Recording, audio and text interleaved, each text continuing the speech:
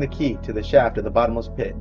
He opened the shaft of the bottomless pit, and from the shaft rose smoke like the smoke of a great furnace, and the sun and the air were darkened with the smoke of the shaft. Then from the smoke came locusts on the earth, and they were given power like the power of scorpions of the earth, and they were told not to harm the grass of the earth, or any green thing that groweth, or any tree. In movies like The Day the Earth Stood Still, you have a horde of insects who go about devouring all that is man-made, while leaving every green thing untouched. This is Azagthoth and his horde. Nyarlathotep was created as the messenger of the Ancient Ones. He is said to be a go-between for humans and the Abyss's most foul gods. He is described as a shapeshifter with unspeakable darkness in his heart and countless faces. His most common nicknames are Lord of the Wood and the Creeping Chaos. For those of you who have seen Hollywood Insiders, full disclosure, you're familiar with the Joker character Asmodeus and his role as the go-between. Repeatedly, Nyarlathotep is associated with chaos. This is, I suspect, Nyarlathotep.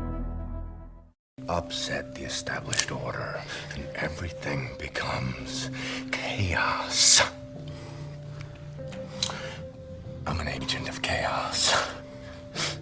Oh, and you know the thing about chaos? It's fair. Next we have Kingu, the military commander of the demonic hordes. Humans are said to have been made from his blood, and from this comes the hole in man's heart, humanity's rebellious, demonic nature. It is due to humanity's demonic bloodline that we may wield authority over the demonic forces that lay outside. Marduk is said to have done this on purpose, so that the covenant between demons and humans would be sealed forever.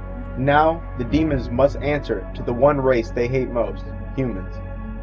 Tiamat is said to have been fighting the Elder Lords for ages, and spawned a multitude of creatures for her army. She is the goddess of the primeval depths, and also, that after being defeated by Marduk, she was torn into two pieces. These two pieces would form the universe we know. Tiamat has many servants among mankind.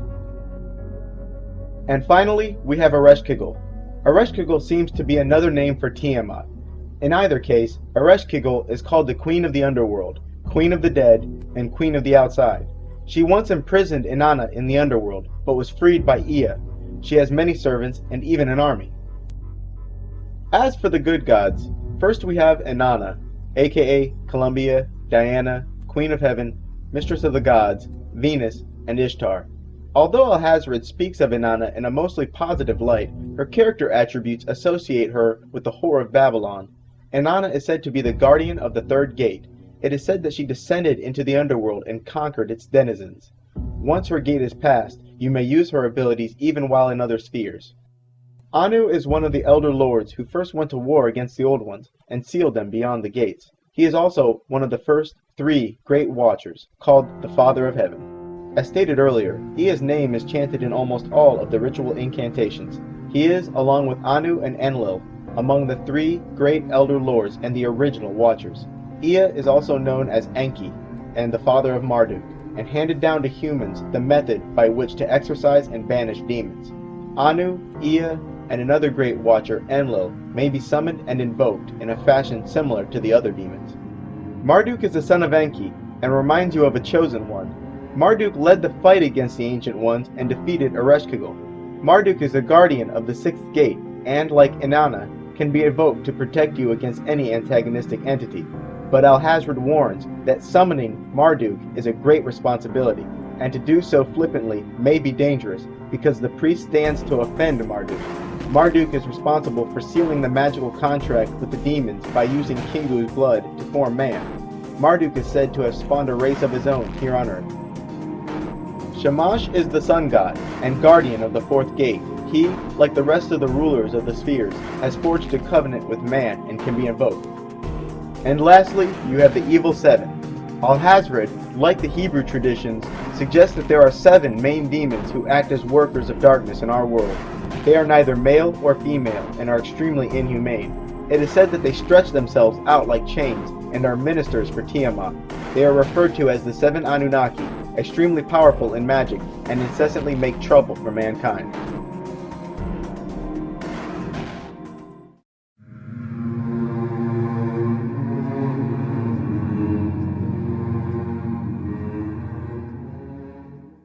First and oldest of the races are the Elders, also called the Elder Lords, or the Elder Things. These beings precede the existence of the Old Ones. This group has made a pact with mankind so that we may call upon their assistance with magic. This group is ruled by three gods, Enki, Enlil, and Anu, who would later spawn a race called the Watchers. This group of gods lives, according to the Necronomicon, remotely in the heavens. It was members of the Elder race that tracked the Ancient Ones in the bottomless pit. Then there's the Old Ones, referred to as the Ancient Ones or those from outside.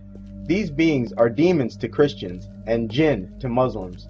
This race too, because of the blood of Kingu, is subject to the will of man, granted the proper sacrifice and ritual has been performed. The Old Ones were created and came to Earth long before the creation of man. During this time, the Necronomicon points out, they filled the Earth with corruption. They erected great cities at Earth's poles. Their children, the Nephilim, began to cover the Earth. They were worshipped like gods, and when the Elder Lords looked down from heaven and seeing the corruption, they set their seal against the Ancient Ones and cast them into the bottomless pit. Wantonly, the Old Ones trod the ways of darkness, and their blasphemies were great upon the earth. All creation bowed beneath their might and knew them for their wickedness. And the Elder Lords opened their eyes and beheld the abominations of those that ravaged the earth. In their wrath, they set their hand against the Old Ones, staying them in the midst of their iniquity, and casting them forth from the earth to the void beyond the plains where chaos reigns and form abideth not. And the Elder Lords set their seal upon the gateway, and the power of the Old Ones prevailed not against its might. It is said that their very sight is a blasphemy to the senses, because they come from a crooked world where the shape of space is so warped that the very sight is painful to the eye. But the sight of the Ancient Ones is a blasphemy to the ordinary senses of a man. For that come from a world that is not straight, but crooked, and their existence is of forms unnatural and painful to the eye and to the mind. Today, the Old Ones still wait in the bottomless pit, waiting for a celestial event. This celestial event doesn't necessarily have to be one that happens in our heavens. Maybe, perhaps, this is one of merging, of imminent collision of our universe and another. The conflict between the Elder Lords and the Ancient Ones sounds precisely like the story of ancient Atlantis versus Lemuria. Both were nearly destroyed in the conflict, and the Elder Gods were quite weakened. The demons are constantly treading about, looking for open gates because they long entrance into our world. Alhazred claims that the dead can be summoned at almost any time, and unlike some of the stronger demons, may be willing to cooperate. Then there are the Maskin. These are the hunters of souls. They apparently drag away the soul after someone dies. They are led by their queen, Ereshkigal. The picture Abdul Alhazred paints of spirits and demons is very similar to the version painted by Islam. The Muslims call these demons jinn, which is where the word genie comes from. The Muslims say that there are many types of jinn. Some are spirits, some dogs and snakes, some with wings and fly, and others look human. They say jinn come in both male and female and emerge mainly at night.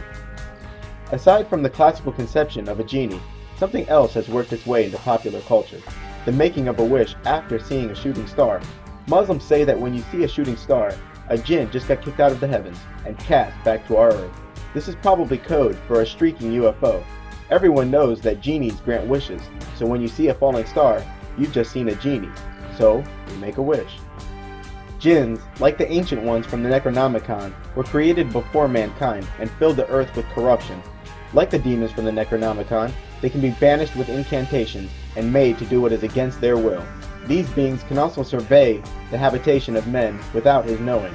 And the Muslims also claim that there is a pact or contract between the jinn and mankind. Alhazred claims that some demons feed off human emotion like food, and can actually become fat from death.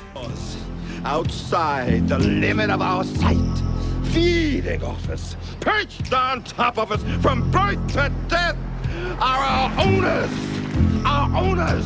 They have us. They control us. They are our masters. Wake up. They're all about you, all around you. The Necronomicon also speaks of the Migu, agents of Nyarlathotep, who come from the universe beyond the 8th gate, a place called Yagath. Alhazred seems to speak about UFOs and abductions in one comment about the Migu. It is of these same spawn of Yagath that it is said do carry the minds of wizards and other men unto Yagath, clad within amphoria of strange metal and design. With these minds thus preserved, they are thus able to make the trip across the gulf under the